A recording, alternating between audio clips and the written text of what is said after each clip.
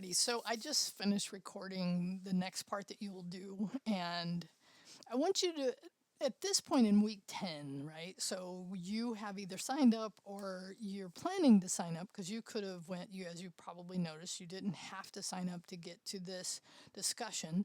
But last week there were some great questions asked about the technical interview, and I answered all of the questions asked in the discussion. So please go back and look at that if you have anything else you want to discuss. And this is also a good reason to come see myself and Brianna and Zach to help you prepare. But the exercise you're going to do is also another way to help you prepare for whichever option you choose on the technical interview. But what I want to talk about before we get to that graded part is something I saw in week 9, the step 3. And I want to do something that I felt was clear, but at least in one student's case it wasn't, but it really highlighted something for me that I feel like it would be helpful to talk about, which is that the way this code is organized, like how, like if when we look at it, like I was just doing that exercise here, right? So like, why do we have certain things in the app.js versus in maybe the UI, sorry, in this case, it's the carbon footprint, maybe in the results, the results display. So when we've been going through this carbon footprint, I consciously, when I developed this code along project, worked with Gemini, in this case Google, one of the biggest software engineering, developing, coding places in the world. There's issues with Google. I'm not a big fangirl, but in this case, I feel good about the code that you're writing being best practices for doing the type of app we're doing here. The CRUD, the create, read, update, and delete, which now we actually have been through. We have validation still to do, and we'll add inputs for this week and part of the week after. But in this case, I really went through a conscious process of asking during the process of developing this code base that I recorded the videos that you watch about why the choices that were made. And so the idea, and that's really what I want to talk about, is the idea of the decision app was really for you to take, and that's what we did in step 1. We took 4.2, and I had you customize it with your own inputs. I had you customize it with your own colors. And then you started your decision-making process. And that code in your decision module was really the majority of the code that you had to write and then refine over the next steps forward. But the idea was never to completely change that, because why would I have you do that when we've been learning best practices? When I'm having you re-implement features like I just did for week 3, where I had you do the edit and the inline delete, part of what I'm looking for here, and I had you do some other things in the table render that we took out from last week. And so when I'm looking at the work we're doing, it's really, in some sense, another review, because it's seeing how well can you take the pieces that you've learned, right? How can you understand the code that you've written to re-implement it into that code base now from step 1 to step 2 to step 3? And so a couple of things came up for some of you in step 3 was that when I looked at your commits, they didn't align with all the code that was required for that edit. So that was an important piece. And I think what happened to at least one of the students that I've talked to in this case, right, they had actually done it some before they did the setup for step 3. So what I did is I went back and looked, and I gave them partial credit for it because I could see that that code was in there, okay? But remember, I grade on commits, right? And that's an important part. So that's what I was saying here. I grade your work That's how I grade your code along work, is did you get those commits? Do you have working code, right? For the steps, you have to have working code. I won't even look at it if it doesn't work. For the code alongs, I'll just take points off. But the idea is that learning to troubleshoot your code, way important, right? Learning to find errors in your code, way important. Reaching out for help when you, of course, need help, that's important. But what I want to come back to is that there's some design decisions that were made. And so the idea when I set this thing up was not for you to have to redo it completely. I never would have said that. But what I did have you do was change the identifying information. So instead of carbon footprint entries, it'd be whatever your decision entries were, right? Wherever you had the IDs in the HTML, you would have them specific for your app. Because I wouldn't have you at this point in an introductory class, I wouldn't ask students to completely rewrite something that we are we are using to learn to code. That's the point I want to bring to you. Right? And so and here's the next thing is these design patterns that we've seen, right? About where are we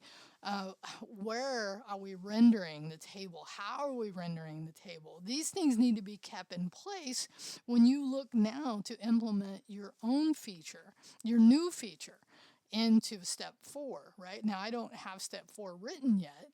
And some of you might think, well, I want to go ahead and work on it. So here would be my suggestion is if you want to work on it, don't do it yet inside of the repo. Copy that code somewhere else and start looking at what it would take for you to do that. And that would also give you an opportunity to get help a little sooner, because let's look at this schedule just so we can see this, right? And then you can come back and do the commits as I need them. And I think that was one of the things the students, because I think I had mentioned at some point, now that we've done the edit and the delete, you could think about that in terms of your app. But I want to be more clear because I see where that can get a little confusing sometimes. So here we are, we finished step 3, right? So now we go on, we're going to do 10. I'm recording this now. So then in 11, we'll have some more along, but then step 4. And the reason I put it at the after instead of on the Monday night was because in this case, on step 4, this is really where you're going to implement your feature. You only have to choose one in this case. It just has to be the feature needs to be part of your decision-making process. This is key, right? So, as I reviewed, I gave you some feedback, but you could definitely reach out and have a conversation with me. If you're not sure, it would be a great time to do that, okay? But in your step 4, right, you're going to need to keep these design patterns and modules we have used in the carbon footprint in place, because there's a reason we put them there. There was a reason the code is organized the way it is, and that's part of how I'm going to grade is how well did you follow that pattern when you implemented your new feature. Okay, so the other thing I want to say to you, in this, when you see the graded work video, you're going to understand what I mean by this, but any code in your decision app can be covered in a technical interview. I need to add interview here. So knowing how to discuss the code is an important part of the course. You saw us do week 9, I had you was it week?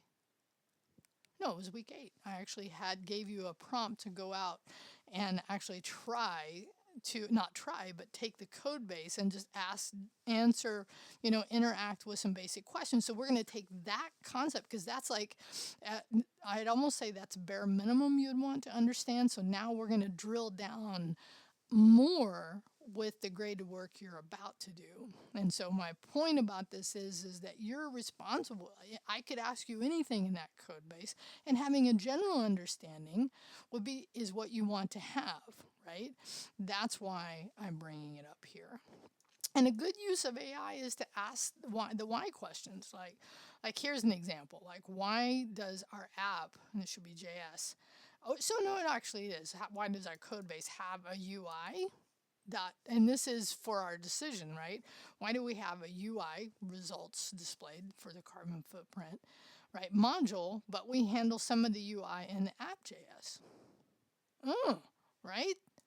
So But I'm just giving you an example. More than anything is just to understand the whys of that will be helpful because it'll help you have a better understanding. And again, the idea of this code base is to give you an ability to discuss code. And for those of you that want it, be able to write as much code on your own as possible. Okay. So the last thing I'll say here is that we are now, I looked at it today, the course evals are here. And this is an important process. Like anything in life, your feedback is important to me and to us as a campus. Like it's really helpful. You know, I'm somebody who I've been doing this a few years. Your feedback is very important to me. Your experience of this course is important to me. Your feedback makes this course better, right? So having things that, I mean, again, I don't see the names and really I feel bad that you would ever not be honest because you're worried about somebody, you know, because feedback is important for all of us. I mean, that's how we get better is we get feedback.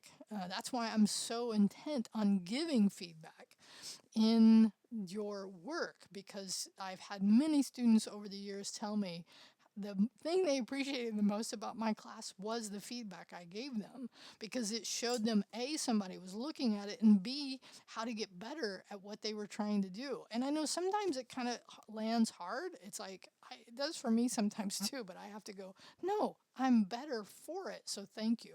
So if you get a chance, give the course eval, which you should see when you come in. I just got a notice about it today, so I'm like, okay, I can include it in here. So I hope what you walked away from wasn't my thinking about how I approached the decision app, what the intent was, where we're at in thinking about your step 4. I gave you a way to start thinking about and even working on your step 4 that's outside of the course repo. That way, when I do set it up and I give you the commits, you can handle that and give me the code related to the pieces that I'm asking for. And because the importance of commits, right? For step 3, 30 points was from implementing the edit and 30 points was implementing the inline with confirmation for the delete.